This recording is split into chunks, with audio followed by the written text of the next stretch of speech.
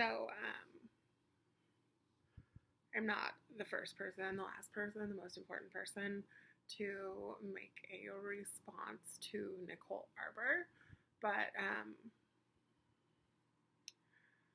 I think that every video that's a response to Nicole Arbour is an important video. So, dear Nicole Arbour, I feel really sorry for you. I feel sorry that your worldview is so small. I feel sorry that you are hateful. I feel sorry that you are a low-rent Jenna Marbles. I feel sorry that you're not funny. I feel sorry that your hair looks trashy. And I feel sorry that you are so desperate for attention that you pick on the lowest common denominator to get some. I also feel sorry that you think that people don't know that you pulled the YouTube thing yourself because it's 2015, people on the internet aren't stupid. But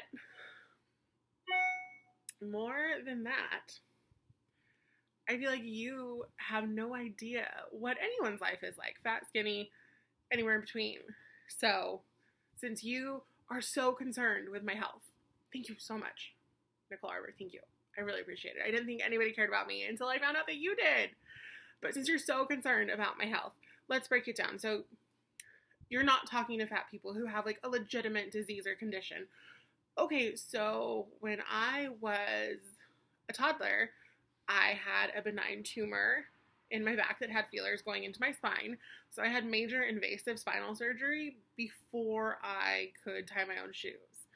I know you can't see that because I don't walk around with my tramp stamp hanging out. But, you know, I know you can't see that. So I know that now you feel better about that. And I know that you can't see that when I was 7 and then 8 years old, that in a 15-month span, 3 of my grandparents died. And that took a huge emotional toll on my family. I know you can't see that. So I know now you like me even better. And then, let's see, when I was 10, I was playing soccer. At this point, I was still skinny, so I was important and I mattered. But I was playing soccer and I got kicked in the back. And what that did was rupture 2 of my discs. And then when they were doing MRIs to determine the course of action for that, they found that I had this really rare condition called tethered spinal cord syndrome.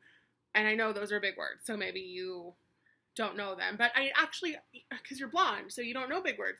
But I also know that you're not blonde because I am a professional hairstylist and I can spot a trashy bleach bottle job from a mile away. So, those are big words, but maybe you grasped them. But so what that is a really rare condition that is less than 1% of the population is ever afflicted with. So I had another major invasive spinal surgery when I was 11 years old. And 11 is right before, teenager, right before puberty. So not only did I have that major surgery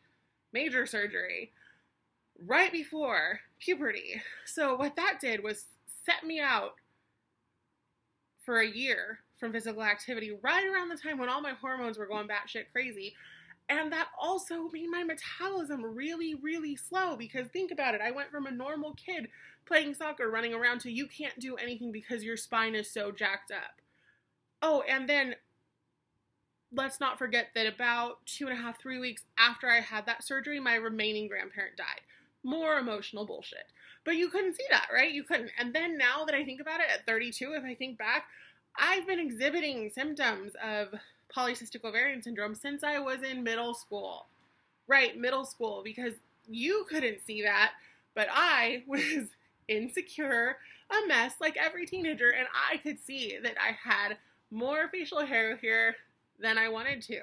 Which, of course, I didn't know until I was an adult and until my periods became extremely irregular. Had no idea what polycystic ovarian syndrome was.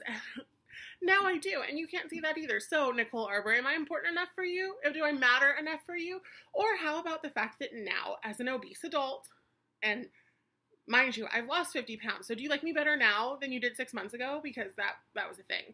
But now that that's happened, I deal with that leftover pain from my 2 severe spinal surgeries.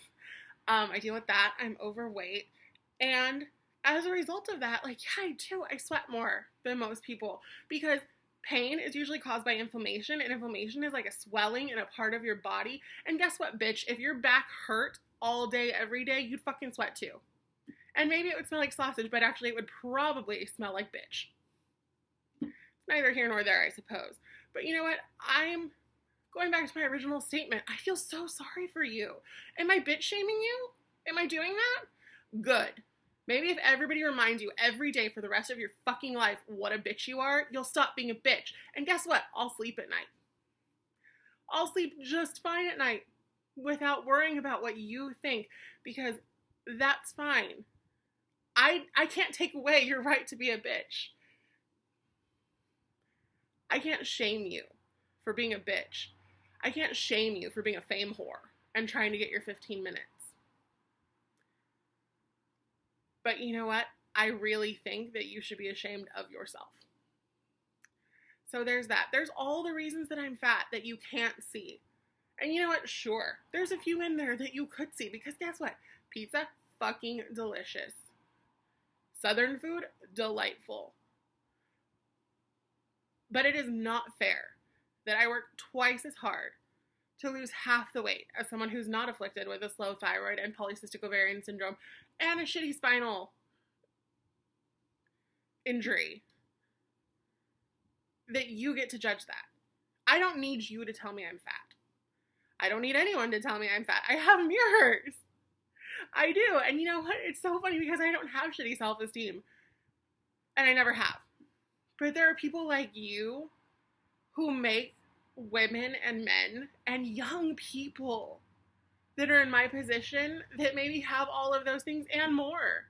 Or that maybe are like emotionally abused or physically abused or sexually abused by a parent, that have more to deal with than that, and they feel like shit already. And then you come along and you try to make them feel worse just to be famous. You're a horrible human being. Horrible. I mean, like, seriously, think about it. I don't know what any kind of religious convictions you do have, but, you know, there's that old saying that there's no atheists in a foxhole. Bitch, what if you got hit by a bus today? Where do you think you would go based on your behavior in the last week? Seriously. What does that do? Are your parents proud of you? Are you proud of yourself? How do you sleep at night? I mean, like, unless you're on whatever cool designer drug cocktail is the thing right now, how do you sleep at night? That's all I have to say. I won't say anything else about it. I won't ever address you again, but, you know, to anybody who's ever been made to feel like shit by some small, petty, ignorant person like Nicole Arbour, she's not worth it. You are worth it. She's not. Don't give her the time of day. You guys are beautiful no matter what your body size is, no matter what your body shape is. Take care of your body. You know, that's the one thing she got right. Take care of your body. It's the only one that you do have. If you want to get in better shape for you. Don't get in better shape for anybody else, let alone some ignorant bitch like Nicole Arbour. You guys have a great night. I will talk to you soon. Bye.